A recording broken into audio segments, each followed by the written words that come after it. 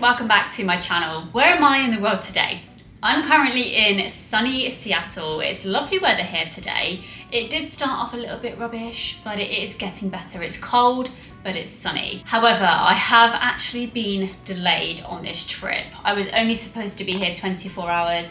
I'm now here for another 24, so I have 2 days here, which was unexpected, and it seems to be quite a regular thing lately with these delays, but it is what it is. That kind of goes with the theme of this video today, because I'm going to be answering your guys' assumptions about what it's like to be cabin crew. I asked you guys on my Instagram and on TikTok the other day to give me your assumptions and any rumours you want me to debunk about being cabin crew. Tons of you have messaged me on TikTok, Instagram, and even commented on my videos on here. Just questions you have about being cabin crew, any rumours you've heard about being cabin crew that you want me to clear up, which is what I thought I would do today. I know loads of you are applying to be cabin crew or are considering applying to be cabin crew, and knowing these things are quite important before you apply. So this will be a good video for you guys. Before we get started, of course, as usual, if you're not subscribed, what are you doing? Subscribe down below. Also like the video if you do enjoy it, and also pop the notification bell on.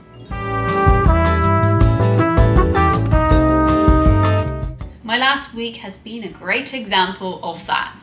So I had my Austin flight delayed last week, so I had a 4-day trip there, exactly the same as happened this week on my Seattle. But prior to that, I really don't have that many delays. So I guess I would say delays aren't a common thing. So you can plan your life outside of work confidently, knowing that flights won't affect your plans.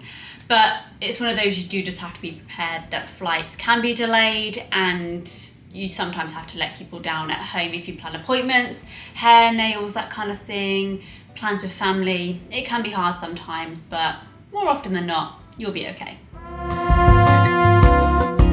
That's, I think, very opinion based, because some cabin crew will say our pay is terrible, whereas for me personally, I think it's okay. I wouldn't say it's bad at all. So our pay consists of your basic salary, so your salary that you will get every single month without fail, whether you fly or not. Then you get a payment for your flight, so your hourly rate during the flight. You get paid for when you are away from home. So right now I'm being paid a set wage to be here for a certain length of time, plus you get payments for your food. There's so many ways your pay is broken down. So it's not the same every single month. So some months you might have a really, really bad month, and other months you might have a really good month. So some months it's bad, some months it's good, but overall, on an average, I wouldn't say it's a bad pay, but it's also not the best. I guess you could say that's true. I mean, I imagine there's someone out there who's cabin crew who does fear turbulence, but for me personally, and for myself, I have never experienced being afraid of turbulence, nor have I seen one of my colleagues have to take themselves away because they are scared of turbulence. It's one of those where you first start flying, you kind of are a little bit wary of the turbulence, but the more you fly, the more you get used to it. Plus, in training, you do get told why turbulence happens, and knowledge is power. Knowing exactly why something happens does put you at ease. It's just one of those where the more you experience turbulence, the less scared you are by it. Especially since we do experience some severe turbulence, let me tell you that. I've just had to shuffle the angle ever so slightly because my camera needed charging and the wire wasn't long enough to reach over there, so we're just gonna have to make do with this. I will never hear the end of this rumour, and I have to say I think this might be the biggest rumour that I have ever heard about what it's like to be cabin crew or a pilot. Firstly, I'm going to debunk it and say we're not all naughty. Of course there are people out there who are, but those are often those who are single. They just want to have a good time, and fair play to them. You do you, hun. But those of us who do have significant others are more often than not very loyal to our partners back home. Of course, there are going to be crew and pilots out there who are with significant others who do cheat, but that's not every single cabin crew and pilot who is in a relationship. But at the end of the day, there's always going to be people out there from every walk of life who cheat on their partners. That's just how it is, and unfortunately, it is a high number, but just because we're crew and pilots doesn't mean it's more of a common thing. I'm an example. I've been in a very committed relationship for 6 years now. We are engaged. I have never cheated on him, and just because I'm crew doesn't mean I take that opportunity when I'm away to do so. I do also think this is a very old-fashioned rumour, in the sense of when it was at its prime being cabin crew in like the 80s, 90s, it was seen as a very glamorous job. Like cabin crew were pristine from head to toe and seen as very gorgeous, attractive, sexy people. And I think people still have that mindset to this day, and maybe they associate that with the rumour, as in because we are seen as glamorous people that we are automatically very naughty and think we get a lot of attention because of that, which is not the case. I will also debunk that being cabin crew is not a glamorous job anymore.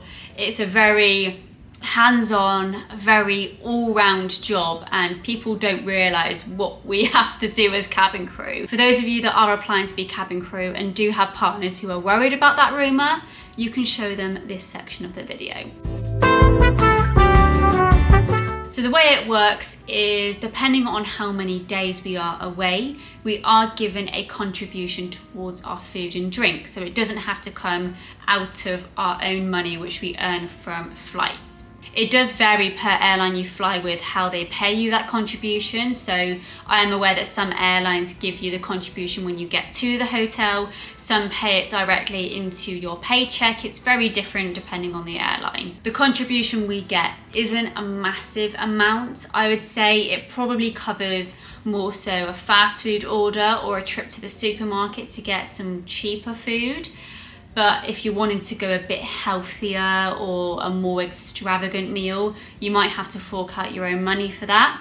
But it does cover, I guess, a basic breakfast, lunch and dinner, and some drinks in between as well. Oh, it's kind of stirring the pot here, isn't it? But to be honest, I really like the airline that I fly with. Of course, not every airline is perfect, and it would be interesting to fly for different airlines to see what it's like. I definitely would not like to fly for an airline that only does short haul. Now I've had a taster of layovers. I don't think I could stray away from having layovers, but I'm quite happy where I am, to be honest. I'm not too sure if this person is referring to cabin crew and passengers or just crew, but for both parties, of course, you can bring your own food on board the plane. This is quite good to know for those of you that have dietary requirements. So you can order specific meals to suit your dietary requirements that get loaded onto the plane for you. But if you know that you're not going to like certain things on the plane, you have that peace of mind knowing you can bring your own food, and that does include fresh food.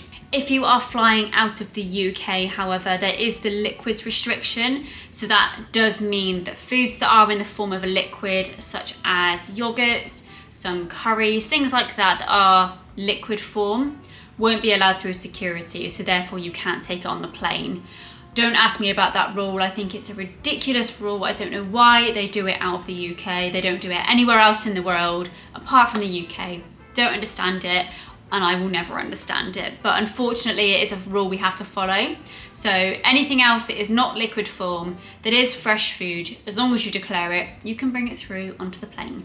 For me personally, I love to make things like stir fries for my flights.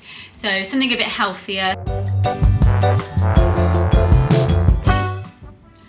Honestly, the amount of times people have said, "You're just a waitress in the sky, get over yourself."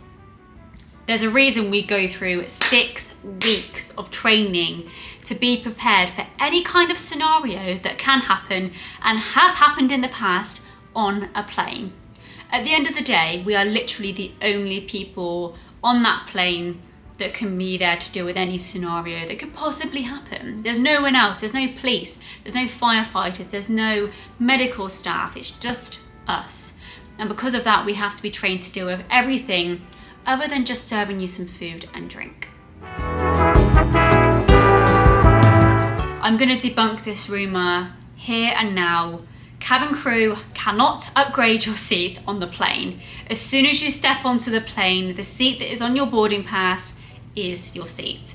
Unless you have paid for an upgrade on the ground with our ground staff, it's not happening. The amount of people I have had come up to me asking for a free upgrade, if there's a spare seat they think they can just go to it. I've even had people just simply move to seats because they're empty and upgrade themselves. I've had people try some ridiculous things to try and get an upgrade. It's actually insane. No, we do not. We do not get free flights, I'm afraid.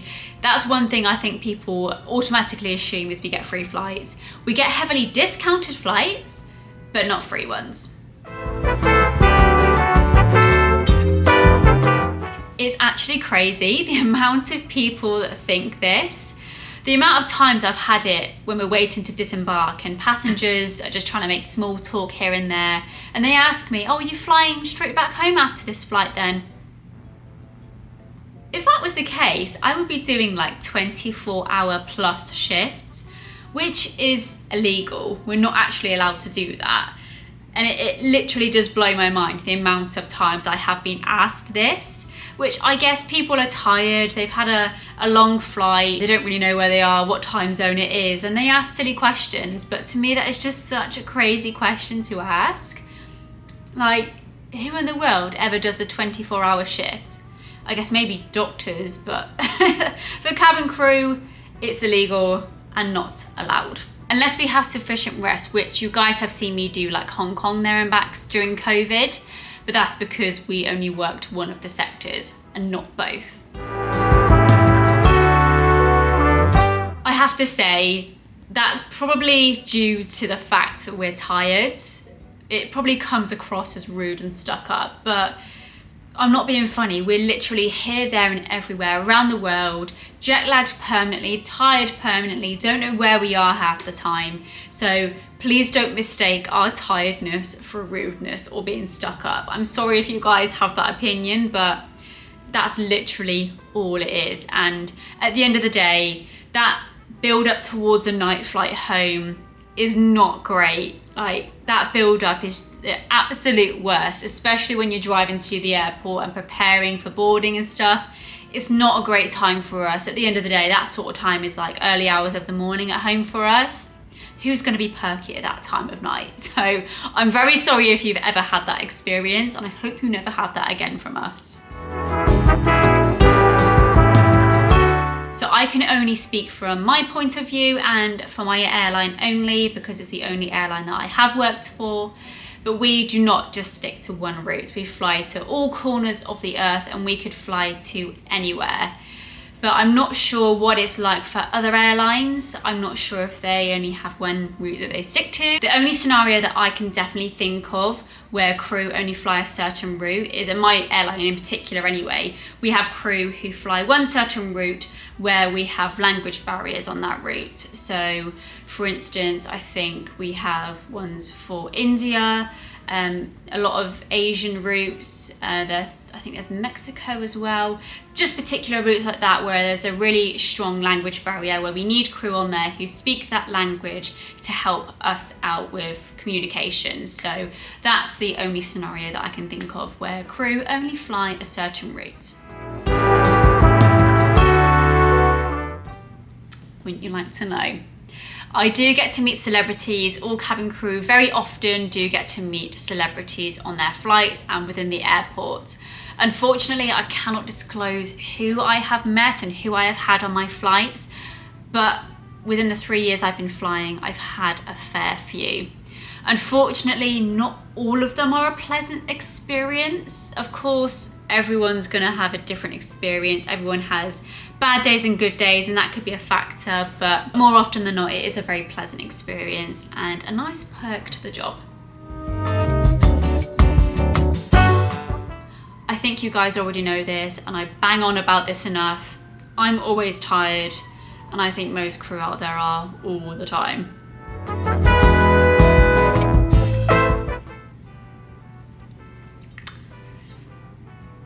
Not me. No. I'm awful at packing, both for work and for personal trips. I always pack way too much. I'm always that person that brings about double the underwear that they need just in case you pee yourself, or you have an accident, not like you're ever going to, but just in case. I'm a just in case kind of person, really. I always pack double outfits that I need. I always pack things that I think I'll need and that I never use. So the answer to that is no. This is, I guess, very opinion based, because some people see as the amount of days off that we have as a lot. Some people feel like they're never home. For me personally, I do feel like I'm at home for a good amount of time, but that's because I like being away. I love traveling. It's one of my passions and why I love doing this job. But I get my family say to me all the time, feels like you're never at home. So it's very like opinion based, really. For my airline, we have as full-time cabin crew, because you do have part-time opportunities as well. As full-time cabin crew, we have a minimum of 10 days off a month. So it doesn't sound like a lot, but if you like your job, it is like a good amount of time to be at home, I find. This is a really funny one to finish off on, and I had to include it. If you know, you know. At my airline, in our business class cabin, we do have a little section where we have on offer throughout the whole flight a little basket with chocolates, snacks, crisps, and all sorts, just for customers to munch on in between services. And it's a nice little extra, I guess. However, crew are renowned for stealing the chocolates. I'm personally not too bad, but there are definitely crew and pilots out there who always sneak a chocolate or two into their pocket, and I catch them, I clock them. But yeah, I would say we are allowed to steal 1 or 2 chocolates. It helps us get us through the long night flights that we have to do every single week. So that was all the assumptions you guys asked me to debunk about what it's like to be cabin crew. I'm sure there are many more assumptions that you'd like me to debunk. And if there are, leave them in the comment section below, and maybe I should do a part 2. Also, maybe I encouraged some of you to apply, because those vacancies are going fast, and if you want to get in there, get in now. If you did like the video, don't forget to leave a like down below. Also, if you are new to the channel, this is the first video you have seen from me. I do vlog my travels as well. I also vlog my life at home. I do a bit of gaming here on my channel. So if you like that kind of thing, I definitely suggest you stick around and subscribe to my channel. Have a lovely rest of your day, and I will see you in the next one.